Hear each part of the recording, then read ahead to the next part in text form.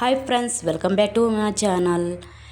పిల్లలు స్కూల్కి వెళ్ళారు, హస్బెండ్ డ్యూటీకి వెళ్ళారు. అన్ని పనులు తేలిన తర్వాత ప్రశాంతంగా ఏదో ఒకటి వంట నీట్గా చేద్దాం అనుకున్నా కూడా ఆ దేవుడు పరిష్కారం చేస్తుంటారండి. కరెంట్ అయితే లేదు. ఈరోజు మసాలా కర్రీ చేద్దాం అనుకున్నా, లైట్ లేదు. అందుకని చెప్పేసి పెరుగు మసాలా కర్రీ అయితే చేస్తున్నానండి.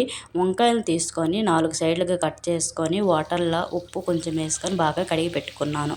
ఆ తర్వాత ఒక కళాయి తీసుకొని ఆయిల్ వేసుకొని బాగా వంకాయలన్నిటి ఫ్రై చేసుకున్నానండి. చేసుకున్న తర్వాత వేరే కళాయి తీసుకొని తాలింపు అయితే పెట్టుకోవాలి.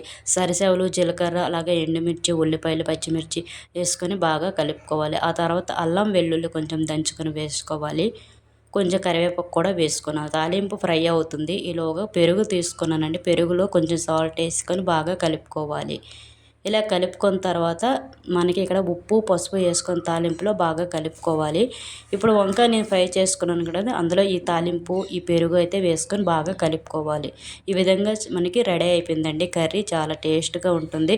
ఇంకా మసాలా లేదు అని చెప్పాను కదండి, అందుకే కొంచెం పల్లీలు, కొబ్బరి, అలా ధనియాలు, కొంచెం జీలకర్ర తీసుకొని లైట్గా ఫ్రై చేసుకుని దంచుకున్నానండి. ఇలా దంచుకొని పైనుండి కొంచెం వేసుకుంటే కొంచెం టేస్ట్గా ఉంటుందని చెప్పేసి వేసాను.